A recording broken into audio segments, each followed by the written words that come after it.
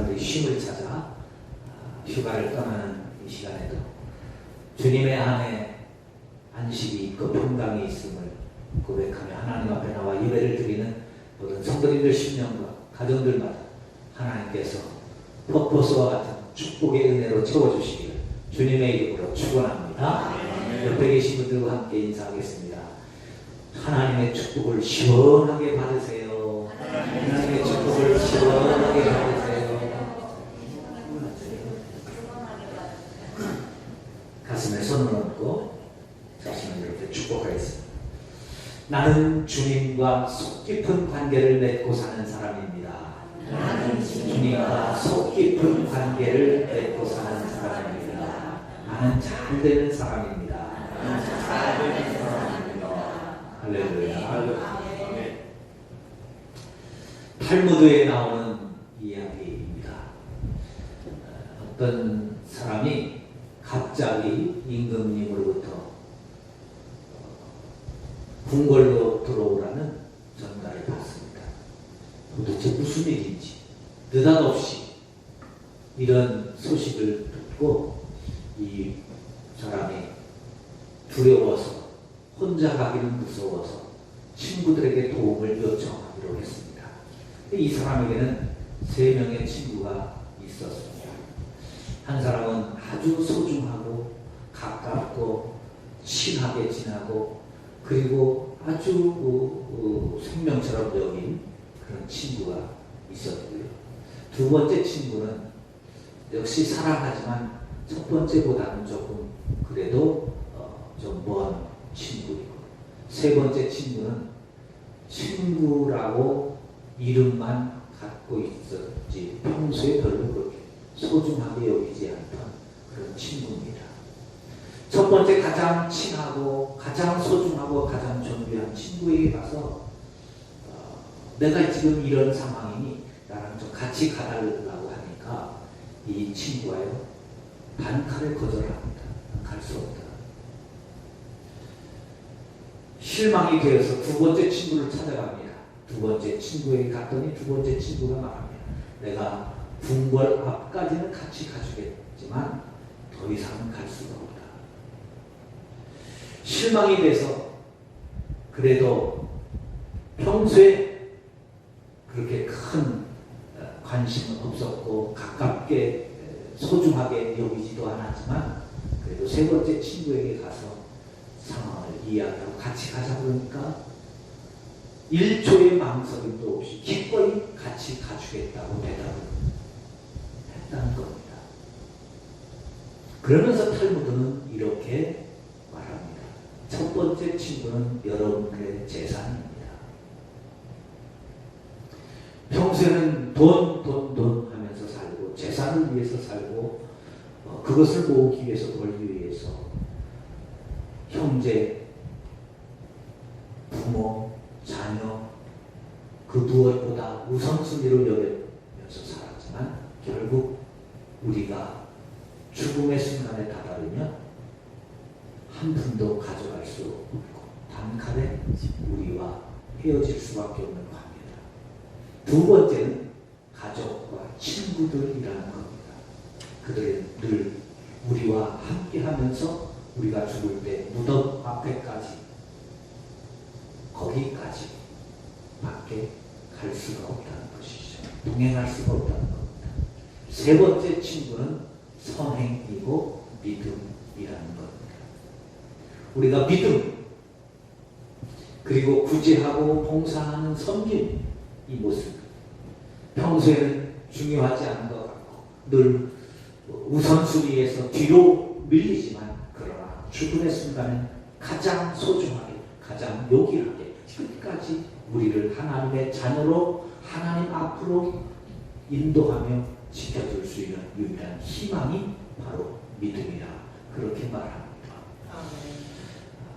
여러분에게는 얼만큼의 가까운 친구들이 있으신가요?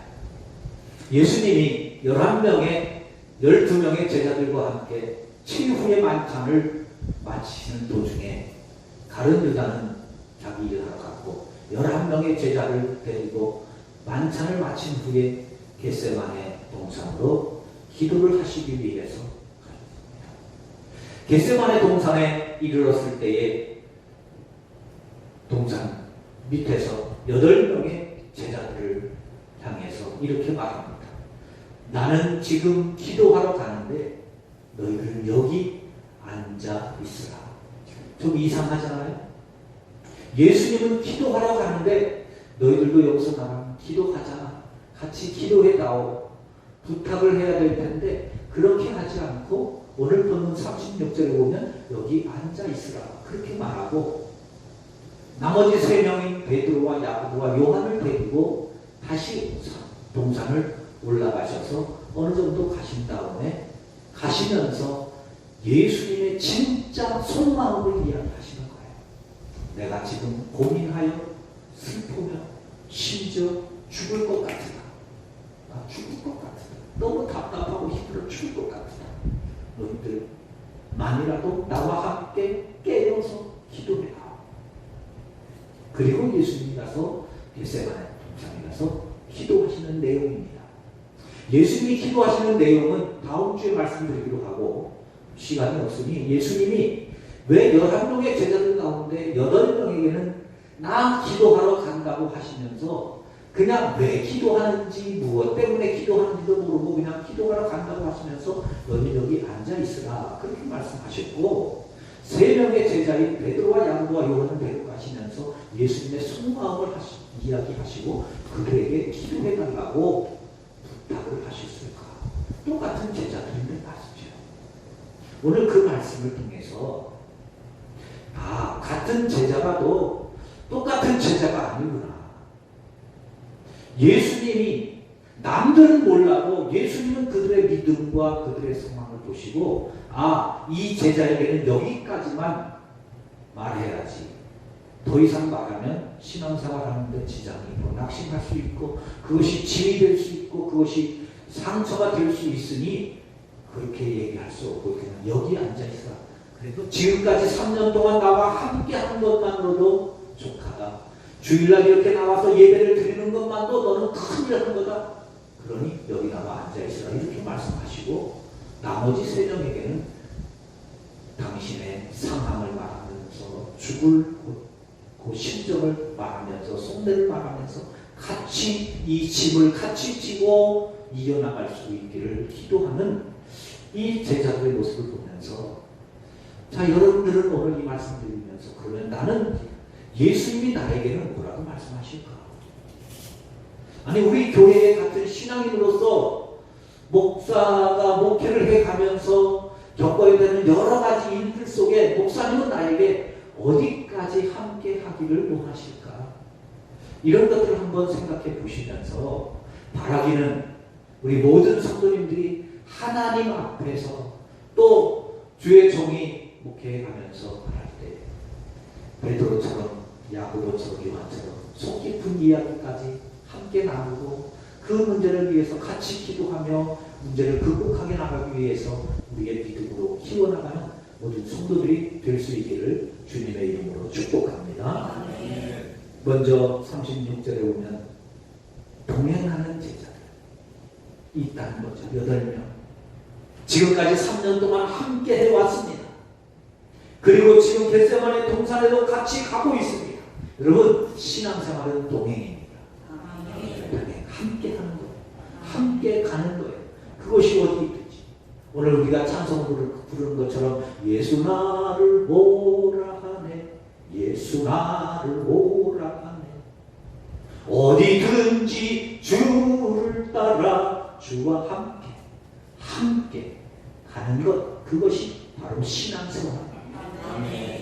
이 신앙생활의 동행이 있을 수 있기를 주님의 이름으로 축원합니다. 이 동행하는 것만으로도 신앙생활은 큰일 하는 겁니다. 여러분 이 예배 시간에 함께 나와서 예배를 드리는 것만으로도 하나님 앞에 귀한 일을 하시는 거예요. 복된 일을 하시는 거예요. 창세기 5장 24절에 보면 에녹이 하나님과 동행하는 이야기를 기록해 놓았습니다. 에녹이 60년 동안은 그냥 지나다가 그가 60세에 무두셀라를 낳고 하나님과 300년 동안 동행했다. 그 갑자기 아담의 족보 이야기를 쭉 하면서 사람들의 이름을 쭉 기록하는 가운데 에녹에 대해서는 그가 하나님과 동행했다 이렇게 기록을 하고 있는 거예요. 그런데 도대체 왜 하나님께서는 모세를 통해서 에녹이 하나님과 동행했다는 기록을 하게 해놨는가? 사람들은 이해를 못했어요. 그냥 에녹이 동행했나 보다. 그것이 귀한 일이구나. 그것이 좋은 일이구나. 복된 일이구나. 그랬으니까 기록을 해냈겠죠. 그렇게 이해를 했어요. 그런데 여러분, 오랜 세월이 흐른 후에 몇천 년이 지난 후에 히브리서 기자는 왜 하나님께서 모세를 통해서 에녹이 하나님과 300년 동안 동행했다라는 기록을 해놓았는지를 번역을 해놨어요. 뭐라고 번역해놓은지 아세요? 에녹이 하나님과 동행함으로 하나님을 기쁘시게 하는 자였다 기록해놓은 겁니다. 하나님이 에녹이 하나님과 동행하는 그 모습을 보면서 나는 나와 동행하는 것이 얼마나 기쁘고 얼마나 감격스러운지, 그래서 그걸 기록하게 해놓은 거예요. 히브리서 기자는 영적으로 그것을 꿰뚫어보고 에녹은 그래서 하나님을 기쁘시게 하는 사람이라는 거예요. 여러분, 우리가 하나님 앞에 나와서 하나님 앞에 예배를 드리는 것만으로도 8명의 제자들이 예수님과 함께하는 것만으로도 하나님을 기쁘시게 한다는 사실을 기억할 수 있기를 바랍니다. 동행이라는 것은 두 가지가 맞아야 됩니다. 첫째는요, 방향이 맞아야 돼요. 같은 방향으로 가야 됩니다. 같은 방향이 틀리면 동행이 안 돼요. 우리가 하나님과 동행하려면 주님과 같은 방향으로 가야 됩니다. 그러기 위해서 주님의 뜻을 분별할 줄 알아야 돼요. 그래서 우리가 복음서 1천국 운동을 하는 겁니다. 하나님이 뭐라고 말씀하십니까? 우리 김수경 집사님이 저에게 선물을 하나 해주셨어요. 성경을 창세기부터 요한계시록까지 정리를 잘 하셔가지고 도서관 가셔서 얼마나 공부를 하셨는지 신학을 하는 사람들이 정리할 것 정도를 정리해가지고 저에게 주셨어요. 벌써 세 번째, 3단계입니다. 처음에는 가장 요약본을 주셨다. 거기다가 목사님 사실은 지금 정리하고 있는데 이건 계략입니다. 그랬더니 갖고 오셨는데 그것도 제가 이제 가끔 시간 될 때 정리하면서 이렇게 좀 보는데 너무 정리를 잘하시네요. 목사님 그 초등 수준입니다. 그래서 조금 수준을 높였습니다. 그래가지고 이번에는 정말 해가지고 이렇게 파일을 해가지고 가지고 오셨어요. 언젠가 우리 그거 책으로 만들어서 그 교인들하고 성경 공부를 수요일날 좀 한번 해야 되겠다 싶은 그런 생각이 있어요. 성경을 아주 깊게 보시는 거예요. 왜요? 그래야 주님의 뜻이 보입니다. 주님의 뜻이 있으면 동행할 수 있습니다. 두 번째, 속도가 맞아야 돼요. 속도가. 이스라엘 백성들을 40년 동안 광야에서 40년 동안 훈련시키신 게 뭔지 아세요? 속도예요. 속도. 야, 너무 급해. 너는 너무 기도하면서 지금 당장 지금 당장 하라고. 아니야. 속도예요. 40년 동안. 그래서 구름 기둥으로 낮에는 구름 기둥, 밤에는 불 기둥으로, 그러면서 40년 동안 속도 훈련을 하시는 거예요. 속도가 맞아야 동행합니다. 여러분, 기도하시면서 우리의 믿음이 하나님과 동행할 수 있는 은혜가 있기를 축원합니다. 두 번째로, 기도의 자리까지 마음을 나누는 제자들이 있습니다. 오늘 37절, 38절이죠. 베드로와 세베대의 두 아들을 데리고 가실새 고민하고 슬퍼하사 내 마음이 매우 고민하여 죽게 되었으니 너희는 여기 머물러 나와 함께 깨어있으라. 진짜 속마음을 말씀하시는 거예요. 여러분, 이 세 명의 제자들은 괜히 예수님이 이들과 같은 속마음을 나눈 게 아니었어요. 평소에도 예수님이 중요한 순간에는 이 세 명을 데리고 가셨어요. 마태복음 17장에 보면 변화산으로 올라가셔서 영광스러운 모습을 보여주실 때도 이 세 명에게만 보여주셨습니다. 또 회당장 야이로의 딸을 살리실 때에도 다른 제자들은 문 밖에 세워두고 방 안에 들어가실 때는 이 세 명의 제자들만 데리고 가셔서 회당장 야이로의 딸을 살리실 때 그들과 함께 주셨습니다. 이 제자들은 아픔의 현장, 힘들고 어려운 현장에 회당장 야이로의 딸이 죽어있는 그 순간에 가서 살려야 되는데 안 살아가면 어떻게 그 고난의 현장에 같이 가는 거예요. 힘들고 어려워도 예수님과 함께하며 기도를 통해서 자신의 위기를 극복해가는 믿음의 사람들이었습니다. 그래서 이들을 기도의 자리로 초청하는 것입니다. 사랑하는 성도 여러분, 우리도 힘들고 어려울 때에 위로가 되어지고 힘이 되어줄 수 있는 그런 믿음의 사람들로 세워져 갈 수 있기를 주님의 이름으로 축원합니다. 하나님께 뿐만 아니라 주의 종에게도, 주의 종뿐만 아니라 성도들에게도, 같은 성도들에게도. 그래서요, 제가 성도들 애경사 있을 때 광고하세요. 좋은 일일 때는 그냥 광고만 합니다. 그러나 좋지 않은 애사에는 좀 적극적으로 참여하세요. 적극적으로. 좋지 않은 슬픈 일, 힘든 일 당했을 때는 그 사람과 나와 얼마나 가까우냐 그런 거 따지지 말고 우리 같은 교우들이 적극적으로 가서 위로해주고 격려해주고 힘이 될 수 있기를 주님의 이름으로 축원합니다. 사도행전 4장 36절에 두보로 사람 요셉처럼 그는 위로의 사람이었다. 위로의 사람. 그래서 이 요셉이라는 이름을 안 쓰고 그 다음부터 사람들이 바나바라고 불러줍니다. 바나바라는 뜻이 위로자라는 뜻이에요. 아이고 위로해 주시는 집사님, 아이고 위로해 주시는 집사님, 위로해 주시는 권사님, 권사님만 보면 위로가 돼요. 힘이 나요. 그래서 아예 이름은 요셉이라는 이름은 딱 한 번 나와요. 그리고 나머지는 계속해서 바나바예요. 위로해 주시고 위로해 주시고. 마지막으로 기도의 자리뿐만 아니라 십자가와 부활의 자리까지 동참할 수 있는, 동행할 수 있는 믿음이 되실 수 있기를 주님의 이름으로 축원합니다. 예수님이 로마 군인들에게 체포될 때 제자들은 다 예수님을 버리고 도망갔습니다. 가룟 유다뿐만 아니라 11명의 제자들이 다 예수님을 버리고 도망갔습니다. 26장 56절입니다. 그러나 이렇게 된 것은 다 선지자의 글을 이루려 함이다 하시더라. 이에 제자들이 다 예수를 버리고 도망하니라. 11명의 제자가 다 예수님을 버리고 다 도망갔습니다.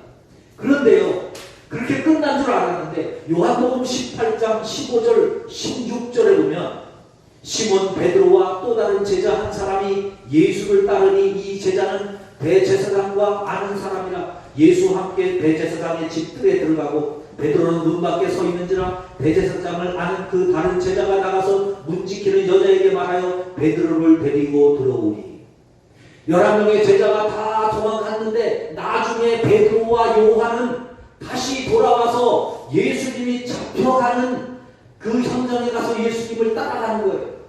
예수님이 체포돼서 대제사장의 집에 들어갔는데 성경에는 이름은 안 나와요. 그냥 또 다른 제자, 그런데 요한복음이거든요. 요한이 자기니까 겸손해서 자기 이름을 안 쓰는 거예요. 그런데 이 사람은 대제사장과 잘 아는 그런 사람이었어요. 그래서 요한의 집안은 꽤 잘 살았을 것으로 이렇게 추측이 됩니다. 그래서 베드로가 갈릴리 바닷가에서 배 타고 물고기를 잡잖아요. 근데 베드로가 탔던 배가 베드로의 배이기보다는 요한의 집의 배일 가능성이 큽니다. 그건 뭐 성경에 안 나오니까 그냥 고증된 것도 아니지만 되게 이제 그렇게 이 요한의 집이 꽤 잘 살았어요. 대제 사람들과 각 집안 사람들하고 가까웠거든요. 근데 얼마나 가까웠는지 대제 사람 종들까지 다 요한을 아는 거예요. 그 요한은 그냥 프리패스 들어가는데 베드로는 못 들어가는 거예요. 그래서 요한이 그 요한복음 18장에 보면 다시 가서 그 대제사장의 문을 지키는 문지기 종들에게 말하죠. 이 사람 나하고 가까운 사람이니까 들어가게 해달라. 그렇게 해가지고 베드로를 데리고 들어갔다. 그 얘기입니다. 제자들이 다 예수님을 버리고 도망갔는데 베드로와 요한은 예수님의 십자가를 지는 그 자리까지 갑니다. 그리고 더 중요한 것은 요한복음 19장 26절 27절에 보면 예수님이 십자가에 못 박혀 돌아가십니다.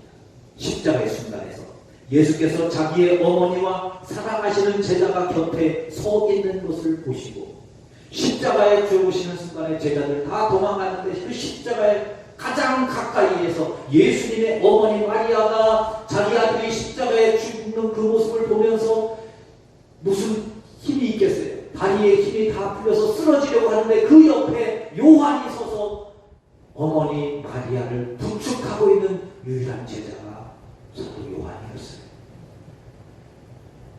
예수님이 십자가에 죽으시는 그 현장에 요한이 함께해서 마리아 옆에 서 있었습니다. 그래서 예수님이 마리아에게 말합니다. 어머니 보세요. 오늘부터 당신의 아들입니다. 요한을 가르치면서 그러는 거예요. 내 자신을 가르치면서 하는 말이라 요한을 가르치면서 하는 말이라 어머니 오늘부터 당신의 아들입니다. 나 대신 요한을 의지하고 요한에게 일어나라. 요한을 통해서 예수님의 동생 3명이 있었지만 요한에게 부탁하라. 요한에게 말씀합니다. 보라 오늘부터 네 어머니다. 그 이후에 요한이 40년 동안 어머니 마리아 한 사람 데리고 목회한 거 아세요? 베드로는 예루살렘 교회에 5만 명 교인 자기보다 못 살던 베드로는 5만 명 교회에 당회자인데 요한은 예수님의 어머니 90세까지 장수한 혼자 모시고 사는 거예요. 예수님의 말씀 유언지키며 그 자리까지 요한이 갑니다. 그뿐만이 아니죠. 요한복음 20장 1절로 2절에 보면 안식 후 첫날 일찍이 아직 어두울 때에 막달라 마리아가 요셉 무덤에 와서 돌이 무덤에서 옮겨진 것을 보시고 시몬 베드로와 예수께서 사랑하시던 그 다른 제자에게 달려가서 말하되 사람들이 예수 주님을 무덤에서 가져다 어디 두었는지 우리가 알지 못하겠나이다 하니 베드로와 그 다른 제자가 나가서 무덤에서 갈새 둘이 같이 다름질하더니 그 다른 제자가 베드로보다 빨리 가서 먼저 무덤에 이르러 세마포 놓인 것을 보았으나 들어가지는 아니하였더니 시몬 베드로는 따라가서 무덤에 들어가 보니 세마포가 놓여 예수님이 부활한 현장에 가장 먼저 달려갔던 사람도 베드로와 요한이었습니다. 여러분 예수님께서 베드로와 요한을 기도하는 자리까지 데려가신 이유를 아시겠죠? 그는 예수님이 죽어가는 십자가의 현장에 마지막까지 최후의 현장에까지 마지막까지 지켜서 뒷처리 다 하고 그리고 예수님이 부활하실 때도 가장 먼저 예수님의 무릎을 찾아갔다. 부활의 자리까지 이르렀던 사람들이 베드로와 요한. 목사님 그러면 야고보는 왜 빠졌어요? 궁금하시죠? 야고보는 제자들 가운데 첫 번째 순교자입니다. 첫 번째 순교자. 예수님 이후에 첫 번째 순교자가 야고보예요.